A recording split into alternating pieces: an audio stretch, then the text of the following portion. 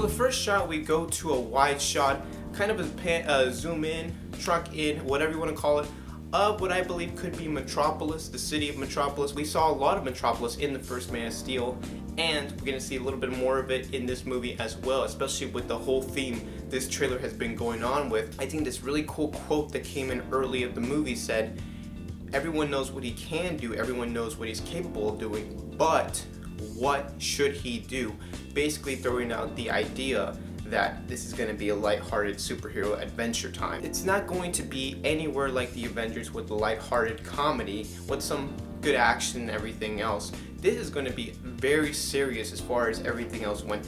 And that's something that I really was looking forward to. Whenever I watched Justice League, the cartoon, it very much touched on that political basis of, do the heroes have too much power? Should they be kept in check by government?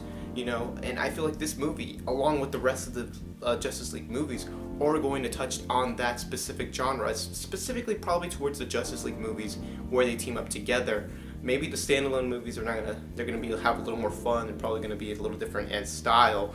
So we get like 3 good shots of Superman being Superman, flying in the air, lifting a car up, and an interesting shot too was he is surrounded by a large group of people, which means he is a god walking amongst humans. I think that symbolism is really important for this new franchise to kind of make it different from the Avengers and make it different from any other movie genre in general with superheroes. The idea touches on Superman is walking amongst everybody, and come on, I mean, compared to everybody else, he has the strength of a god, he can fly, he can have laser beam. I mean, this guy has just absolutely proven to the world that he is above everybody else. Another interesting shot was Superman walking not only amongst people, but what looks to be soldiers in general. Soldiers are looking and bowing at Superman. Maybe they think Superman, wow, it's the big Man of Steel himself, it's the boy in blue.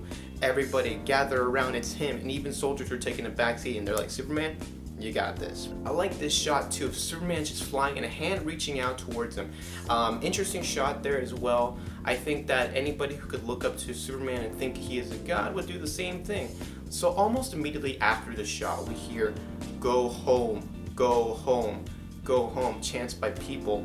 Maybe this could be a backlash again to something Superman did, so maybe he has a small majority that don't believe he's a god, they believe he's a false god.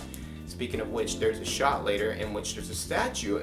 Superman has a statue of Metropolis apparently, and on his chest with the S symbol, it's written false god.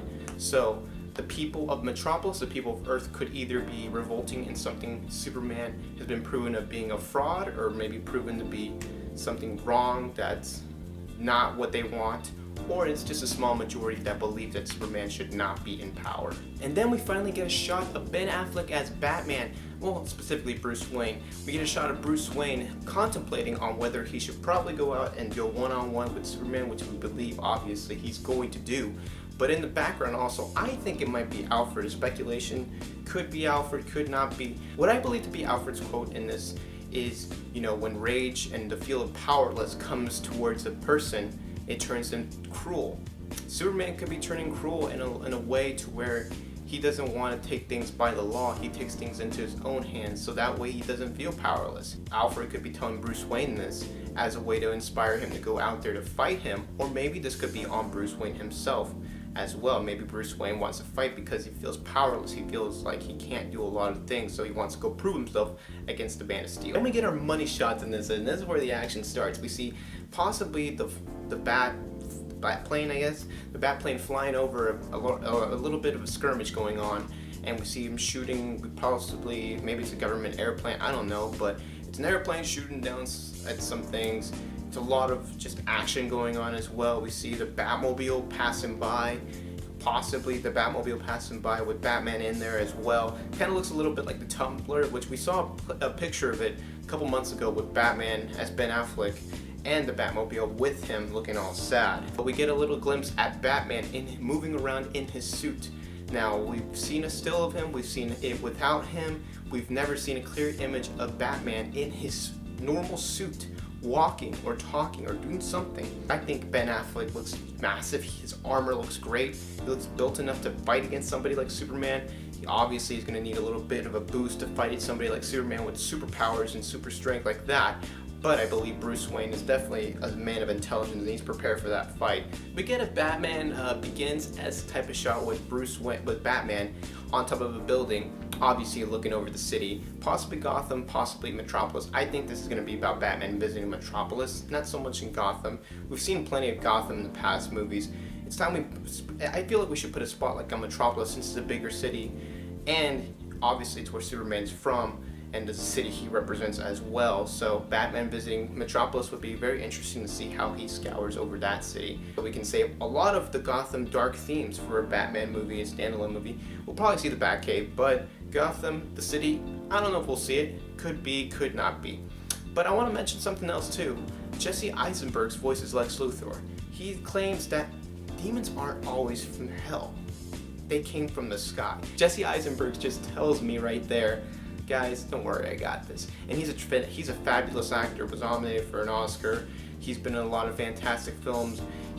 We saw a picture of him going bald. He's very into the role, and I can't wait to see what he brings into it. He's very much sees it as a character performance, and that's great because amongst this movie you need a lot of strong character performances, especially with Lex Luthor. We get to the fight that we all wanted to see between Batman and Superman, and the famous quote by Ben Affleck, we hear him in his Batman voice. I like Batman's voice in this. You could very understand it clearly. If this was Christian Bale's Batman voice and this quality of sound, you know what, you might not hear it as well, but Ben Affleck probably made sure that he got a different voice. He made sure it was a little more clear, so that his Batman comes off a little different than Christian Bale's Batman. This is where Batman and Superman meet face to face, and this is where that famous quote says, "Do you bleed?" And then we see a couple shots of each perspective, basically Batman's perspective and Superman's perspective, which is important because I feel like this movie's gonna try to go for which side are you going to go on, Batman's perspective or Superman's perspective? Who you got in this fight, pretty much. The fight itself could be interesting to see. I can't wait to see how the perspectives differ from each side. We see Superman looking down from his perspective. Again, very symbolic. Superman's always looking down amongst humans. He's always looking amongst Earth because he feels like he's the guardian of Earth. He feels like he's the single most important guardian of Earth because it's his new home. Batman does not take that lightly, and so we have to have a fight and a confrontation between these two before they can even come to an agreement ever in future movies. Ben Affleck's final quote in this as Batman says, "You will." Basically saying, if you don't bleed, I will make you bleed.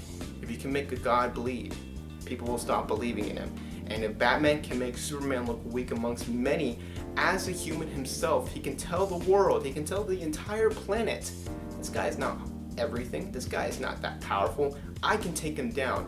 It's a battle of egos. It's always that way with Batman and Superman, and I feel like it can always be a great story to tell on the big screen, especially when you have so much politics playing out there with the other themes of Superman versus the world, Superman versus society, Batman versus his own inner conflicts. You're going to see a lot of that in this trailer. The movie's supposed to come out next March, way under a year ahead, but definitely feels a little longer from that point on.